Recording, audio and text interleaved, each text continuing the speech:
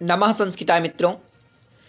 तो देखिए, आज हम आपके वामन वामन और आपके आनंदवर्धन तथा कुंतक, आनंदवर्धन हो जाएंगे और आपके जो कुंतक हैं इनका 3 लोगों का आपका संपूर्ण परिचय आपको बता रहे हैं।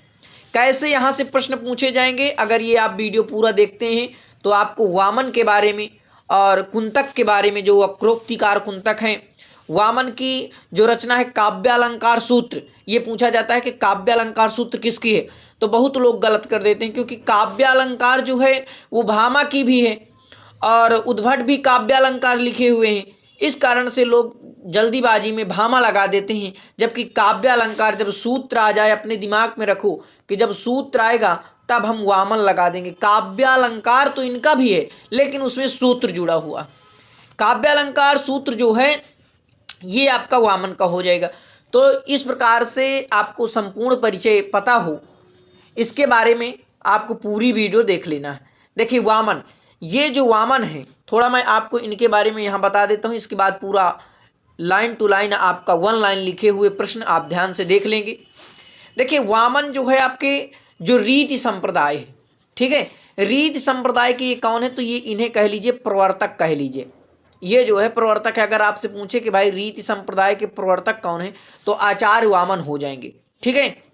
इनका समय जो है विद्वानों के हिसाब से अपना अपना विद्वान मान रहे हैं, लेकिन जैसे वामन न यानी 8, यानी 8वीं शताब्दी इनका वामन का समय माना जाता है, ठीक है। 8वीं सदी का उत्तरार्ध इनका समय जो है वामन का माना जाता है। मित्रों, ध्यान रखना अनेक विद्वानों के द्वारा, क्योंकि जो भी संस्कृत के विद्वान हैं वो जो है सही प्रमाणिक जानकारी नहीं मिल रही। वामन जो है एक कश्मीर के नरेश जयापीड़ के मंत्री थे, यानी जो एक जयापीड़, ये जयापीड़ कौन थे, तो भाई ये राजा थे कश्मीर के। तो वहीं इनके जो है क्या थे, ये मंत्री थे। जैसे आज देखते हैं आप प्रधानमंत्री, मुख्यमंत्री, ठीक है, इसी प्रकार से ये भी मंत्री। तो आइए, वामन यानी रीत संप्रदाय। देखिए, इन्होंने वामन ने क्या कहा, रीति को काव्य की आत्मा कहा। यानी कि अगर आपसे पूछे कि रीति को काव्य की आत्मा किसने कहा, तो वामन ने रीति को काव्य की आत्मा कहा कि भाई जो काव्य की आत्मा है वो क्या है, रीति, ठीक है, पद संगठना और रीति, ठीक है। अब ये आत्मा के रूप में इन्होंने स्वीकार किया। इनका जन्म स्थान देखिए, ज्यादातर आपके जो काव्य शास्त्र के जो विद्वान हैं वो ज्यादातर आपको कश्मीर से मिलेंगे। कहाँ से मिलेंगे, कश्मीर से मिलेंगे, ठीक है। अभी आप दंडी का पढ़ रहे थे, तो ये भी आपका वही दक्षिण की तरफ से आ रहे हैं, दक्षिण भारत की तरफ से, तो ज़्यादातर आपको कश्मीर। अब देखिए, राज्यसभा सदस्य, यानी कि किनके निर्देशन पर काम कर रहे थे, वहाँ के राजा कौन थे कश्मीर के, तो भैया जयापीड़ राजा थे। जयापीड़ के ये कौन थे, मंत्री थे, ठीक है। अब आपको ध्यान है कि जयापीड़ कौन था, जयापीड़ वहाँ का राज्यसभा सदस्य था, यानी कि कश्मीर का राजा था, जिसके मंत्री थे आपके वामन जी, जो रीत संप्रदाय को लिख रहे हैं और रीत संप्रदाय को आगे बढ़ाया। उन्होंने रीत को काव्य की आत्मा कहा। इनका समय देखिए 750 से 850 ईस्वी के मध्य माना जाता है, यानी कि इनका समय 8वीं सदी का उत्तरार्ध जो है मान सकते हैं, यानी कि 8वीं सदी के बाद का ही समय देख सकते हैं, क्योंकि 850 इधर आ रहा, तो आप 8वीं सदी तो आपने दिमाग में रखना है। अब इनकी रचना जो बहुत ही महत्वपूर्ण है, आपको ध्यान रखना है, काव्यालंकार सूत्रवृत्ति। काव्यालंकार सूत्रवृत्ति ये रचना जो इनकी है, तो कई बार परीक्षा में पूछ, काव्यालंकार सूत्र किसकी रचना है, तो काव्यालंकार सूत्र जो है ये आचार्य वामन की कृति हो जाएगी, ठीक है। ये जो है काव्यालंकार। अच्छा, ये आप ध्यान रखिए, काव्यालंकार सूत्रवृत्ति, यानी इस रचना से आपको क्या समझ में आ रहा, इन्होंने क्या किया है कि सूत्रों में, यानी कि जो रचना है काव्यालंकार सूत्र, तो इन्होंने स्वयं सूत्रों पर क्या कर दिया है, सूत्रों पर वृत्ति लिख दी है। जो सूत्र है ना, तो सूत्रों पर इन्होंने क्या कर दिया है, वृत्ति लिख दिया, आप रख दीजिए। ये जो काव्यालंकार सूत्र वृत्ति है, तो वृत्ति से आप समझ लीजिए कि जो काव्यालंकार सूत्र में ही इन्होंने क्या लिखा है, वृत्ति लिखा। कौन? वामन। अब देखिए इस ग्रंथ के यानी जो काव्यालंकार सूत्र वृत्ति, इस ग्रंथ के 3 भाग हैं। कौन कौन से? सूत्र, वृत्ति और उदाहरण। तो अगर आपसे पूछे कि भाई काव्यालंकार सूत्र के कितने भाग हैं, तो 3 भाग हैं। कौन कौन से? सूत्र और भाग, सूत्र, वृत्ति, उदाहरण। ठीक है। इसमें कुल कितने अध्याय हैं? तो इसमें 5 अध्याय हैं, 12 अधिकरण हैं। कितने? 12 अधिकरण हैं। और इसमें जो सूत्रों की संख्या है, यानी सूत्रों की संख्या आप नोट कर सकते हैं। इसमें जो सूत्रों की संख्या है 319। 319 कितने हैं? 319 जो है इसमें आपके सूत्र हो जाएंगे। ठीक है। 319 क्या है? इसमें सूत्र हैं। तो आगे चलेंगे। अब देखिए वामन जो हैं मुख्य रूप से अलंकार यानी उपमा, अन्य सभी उपमा के यानी अन्य अलंकारों के क्या है? प्रपंच बताया है कि समग्र यानी अर्थालंकार को जो है उपमा का प्रपंच बताया है। इन्होंने जो अर्थालंकार है उसे उपमा का प्रपंच बताया। अन्य सभी उपमा के प्रपंच हैं। ठीक है। अर्थालंकार जो है उपमा का प्रपंच है, इस प्रकार से इन्होंने कहा था। यहाँ पर वो जो है अर्थालंकार नहीं लिखा। ठीक है। यहाँ पर लिख लीजिए अर्थालंकार। ठीक है। अर्थालंकार को उपमा का इन्होंने प्रपंच बताया है। तो और देखेंगे कि इन्होंने वैदर्भी, गौड़ी, पांचाली इन रीतियों का प्रयोग किया, यानी कि 3 रीति, वैदर्भी, गौड़ी और पांचाली। ठीक है। आगे देखेंगे अब आनंदवर्धन। तो देखिए आनंदवर्धन के बारे में क्या, यानी ध्वन्यालोक जिसकी रचना है उन्हीं का नाम आनंदवर्धन है। ठीक है। अब आनंदवर्धन के बारे में मित्रों क्या ध्यान रखना है, पहले जान लीजिए कि आनंदवर्धन कहाँ के निवासी थे।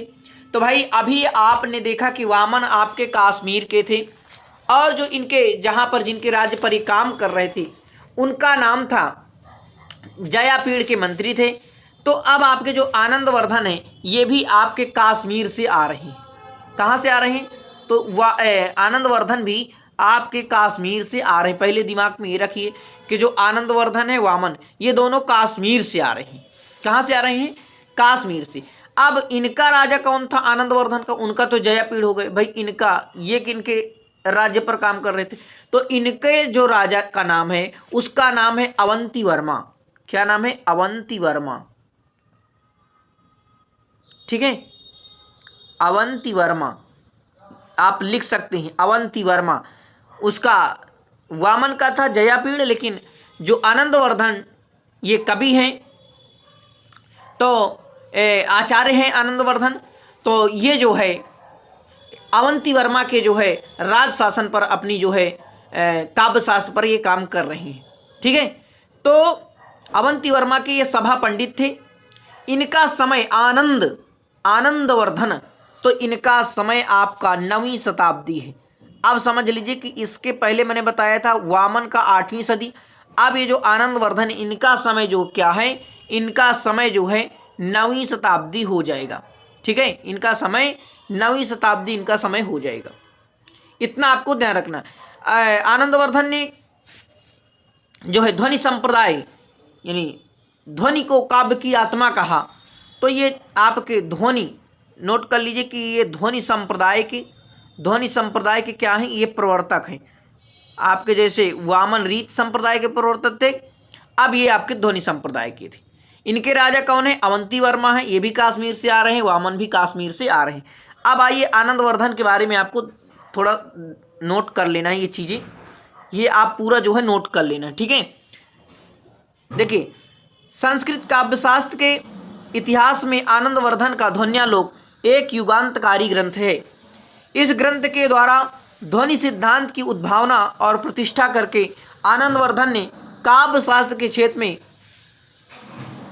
महनीयतम अजर अमर स्थान प्राप्त किया। यानी बहुत ही अच्छा काम इन्होंने करके और ध्वनि को प्रतिष्ठा करके कि ध्वनि ही काव्य की आत्मा हो, इस प्रकार से आनंदवर्धन ध्वनि संप्रदाय के प्रवर्तक माने जाते हैं। इनका यानी जो निवास स्थान है कहाँ के थे? तो ये कश्मीर के थे। इनके पिता का नाम नोड या नोडोपाध्याय कहा जाता है, यानी जो इनके पिता हैं वो नोडोपाध्याय या नोड कहा जाता है। इनका समय नोट रखना ये, क्योंकि क्रम पूछा जाता है। तो वामन का 8वीं है और आनंदवर्धन का 9वीं शताब्दी है। जब आप ऐसे ध्यान रखेंगे तभी आपको ध्यान रहेगा, वहाँ परीक्षा में आपसे गलत नहीं होगा। अब इनकी कृतियाँ अगर पूछ ले कि भाई ये, अगर आप कृतियाँ नहीं पढ़ेंगे तो कैसे जानेंगे कि किसकी कृति है। देखिए इनकी कृतियाँ हैं देवी शतक और विषम बाण लीला। देवी शतक किसकी रचना है? आनंदवर्धन की। इस प्रकार से याद करना है। और विषम बाण लीला किसकी है? आनंदवर्धन की। अर्जुन चरित किसकी है? आनंदवर्धन की। तत्वालोक किसकी है? आनंदवर्धन की। ठीक है। और प्रमाण विनिश्चय की टीका, प्रमाण विनिश्चय की टीका ये किसकी रचना है? ये भी आपकी आनंदवर्धन की हो जाएगी। ठीक है। इनकी प्रमुख रचना जो आपको दिमाग में रखना ही है, ये भाई ये रचना तो आपको भूलना ही नहीं। कौन सी? ध्वन्यालोक। ध्वन्यालोक को आपको भूलना नहीं। किसकी रचना है? आनंदवर्धन। इसमें कुल आपके 4 उद्योत हैं। क्या है? 4 उद्योत, ध्यान रखना। आनंदवर्धन की रचना है ध्वन्यालोक, 4 उद्योतों पर है। इनका समय 9वीं शताब्दी कश्मीर से आ रहे हैं। ठीक है। इनके पिता का नोड नाम था। अवंती वर्मा के राजा के शासन में काम कर रहे थे। तो इतना आपको ध्यान रखना है। आगे बढ़ेंगे मित्रों। अब आइए हम कुंतक का परिचय आपको बता देते हैं। कुंतक, भाई ये कुंतक कहाँ के थे? तो अब तीनों मैं आपको इसलिए बताया कि भाई जो आपके वामन थे और फिर मैंने बताया आपका आनंदवर्धन थे। ठीक है। वामन के बाद आनंदवर्धन थे और इसके बाद मैंने बताया आपका जो कुंतक है, ये जो है आपके कुंतक, ये तीनों कहाँ से आ रहे हैं? ये तीनों कश्मीर से आ रहे हैं। ठीक है। कश्मीर से। अब इतना मैं लिख देता हूँ, अब समझ जाइए। ये कश्मीर से तीनों आ रहे हैं, ध्यान रखना। कुंतक भी कश्मीर के निवासी थे। ठीक है। अब वामन अपने रीति संप्रदाय के प्रवर्तक थे, आनंदवर्धन ध्वनि संप्रदाय के प्रवर्तक, और जो कुंतक हैं ये आपके वक्रोक्ति संप्रदाय के प्रवर्तक। अगर पूछा जाए कि वक्रोक्ति, वक्रधन उक्ति, यानी किसी बात को घुमा फिरा कर कहना ही वक्रोक्ति है। अब वक्रोक्ति कार कौन है? तो कुंतक है भाई।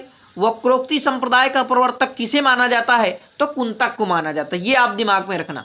अब वामन का समय तो आप 8वीं शताब्दी सर बताए हैं, आनंदवर्धन का समय आप 9वीं शताब्दी बताए हैं। सर कुंतक का समय कितना है? तो भाई क्रम से नोट करो ना। वामन 8, आनंदवर्धन 9, कुंतक आपका 10वीं शताब्दी का आचार्य हो जाएगा। तो कुंतक आपके 10वीं शताब्दी के आचार्य माने जाते हैं। ठीक है। ये आपको ध्यान रखना है। 10वीं शताब्दी जो है इनका कुंतक का समय। अब देखिए, वक्रोक्ति नामक अपूर्व सिद्धांत का प्रणयन करने के कारण आचार्य कुंतक का नाम काव्य शास्त्र के इतिहास में अत्यधिक प्रसिद्ध है। इनका समय जो है 10वीं शताब्दी माना जाता है। इनकी जो रचना है वक्रोक्ति जीवितम, ये इनकी रचना है। किनकी है? कुंतक की। पूछा जाएगा कि वक्रोक्ति जीवितम किसकी रचना है? तो वक्रोक्ति जीवितम ये आपकी कुंतक की हो जाएगी, जिसमें इन्होंने वक्रोक्ति को ही काव्य की आत्मा कहा। इस वक्रोक्ति में यानी वक्रोक्ति जीवितम में 4 उन्मेष हैं। क्या है? 4 उन्मेष। जैसे अभी आप पढ़ रहे थे ध्वन्यालोक में 4 उद्योत थे, इसी प्रकार से इसमें 4 उन्मेष हैं। तो ये भी आपको ध्यान रखना है कि वक्रोक्ति जीवितम में उन्मेष हैं या उद्योत हैं। तो उन्मेष हैं, 4 उन्मेष हैं। और उद्योत किस में है? तो आपके ध्वन्यालोक में है। ये भी आपको दिमाग में रखना है, क्योंकि परीक्षा में ऐसे भी प्रश्न पूछ लिए जाते हैं। वक्रोक्ति के कुल कितने भेद हैं? तो वक्रोक्ति के कुंतक ने 6 भेद बताया है। वक्रोक्ति के कुल 6 भेद बता दिया। अलंकार शास्त्र के एक मौलिक विचारक विद्वान अभिधावादी आचार्य हैं। कौन? कुंतक। अब यहाँ पर आप देखिए वक्रोक्ति का अर्थ क्या है। वक्रोक्ति का अर्थ क्या बताया? वेदज्ञ भंगि भणति, वेदज्ञ भंगि भणति, अर्थात सर्वसाधारण विलक्षण कथन प्रकार ही जो है क्या है? वक्रोक्ति है। ठीक है। वक्रोक्तिवेव वेदज्ञ भंगि भणति रुच्यते। तो ये जो है आपके कुंतक जो है इस प्रकार से वक्रोक्ति की परिभाषा बताते हैं। यानी अब देखिए, कवि कर्म की कुशलता का नाम है वैदग्ध। यानी जो कवि है उसके कर्म की कुशलता का नाम ही क्या है? वैदग्ध है, या विदग्धता उसी को कहते हैं। और भंगी का अर्थ इन्होंने बताया कि भंगी का अर्थ है विच्छिन्न या चमत्कार या चारुता। और भड़ती से तात्पर्य क्या बताया? कथन प्रकार। इस प्रकार आप देखेंगे कि वक्रोक्ति का अभिप्राय यह है कि कवि कर्म की कुशलता से उत्पन्न होने वाले, यानी जो कवि है वो अपने कुशलता के द्वारा, अपने लेखन के द्वारा जो उत्पन्न उसके कुशलता से उत्पन्न होने, जो उसके कुशलता के द्वारा, लेखन के द्वारा जो चमत्कार उत्पन्न हो रहा है, उसी पर आश्रित रहने वाला कथन ही क्या है? वक्रोक्ति है। कुंतक के अनुसार के प्रतिभा व्यापार का सद्य प्रसूत फल है। यानी कुंतक कहते हैं कि भाई प्रतिभा व्यापार का सद्य प्रसूत फल ही जो है क्या है? वक्रोक्ति। इस प्रकार से इन्होंने वक्रोक्ति को बताया। तो देखिए, जो मैं आचार आपको बताया, वामन इनका समय 8वीं शताब्दी और आनंदवर्धन इनका समय 9वीं शताब्दी। इनकी रचना ध्यान रखना है। इनका समय के कुंतक का आपका जो समय है वो 10वीं शताब्दी है और वक्रोक्तिकार कुंतक हैं। और तीनों ये जो विद्वान हैं आपके कश्मीर से आ रहे हैं। और इनका किस राज्य में ये रह रहे थे, उस समय के राजा कौन थे? जैसे जयापीड़ के वामन रह रहे थे 8वीं सदी में। ठीक है, तो इस प्रकार से आपको ध्यान देना। और अवंती वर्मा के जो है आपके आनंदवर्धन रह रहे थे, जो ध्वनि को काव्य की आत्मा कहते हैं। ध्वन्यालोक इनकी बहुत ही प्रसिद्ध रचना है, 4 उद्योतों में है। और वक्रोक्तिकार जो आपके हैं वो आपके कुंतक हैं। तो इस प्रकार से वक्रोक्ति जीवितम में इनका 4 उन्मेषों में लिखा गया। तो ये आपको ध्यान देना है। ठीक है, इतना जो है ध्यान रखना है कि इनकी रचना कौन सी है, इनका समय क्या है, इनका क्रम लगाएंगे। कश्मीर के तीनों विद्वान हैं। तो ये आप जो है जरूर ध्यान रखना। बहुत बहुत धन्यवाद आप सभी का। नमः संस्कृताय। संस्कृत का प्रचार प्रसार करिए और संस्कृत को आगे फैलाइए।